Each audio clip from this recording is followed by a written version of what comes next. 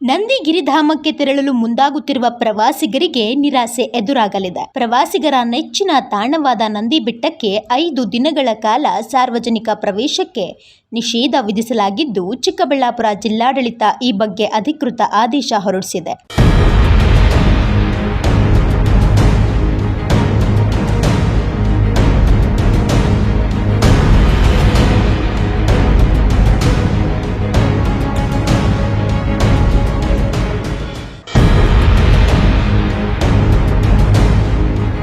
ಹೌದು, ಜೂನ್ 19ರಂದು ನಂದಿಗಿರಿಧಾಮದಲ್ಲಿ ನಡೆಯುತ್ತಿರುವ ರಾಜ್ಯ ಸಚಿವ ಸಂಪುಟ ಸಭೆ ಹಿನ್ನೆಲೆಯಲ್ಲಿ ಮುಂಜಾಗ್ರತಾ ಕ್ರಮವಾಗಿ ಜೂನ್ 16ರ ಸಂಜೆ 6 ಗಂಟೆಯಿಂದ ಜೂನ್ 20ರ ನಸುಕಿನ ಜಾವ 5 ಗಂಟೆಯವರೆಗೂ ನಂದಿ ಬೆಟ್ಟ ಪ್ರವೇಶಕ್ಕೆ ನಿರ್ಬಂಧವನ್ನು ವಿಧಿಸಲಾಗಿದೆ.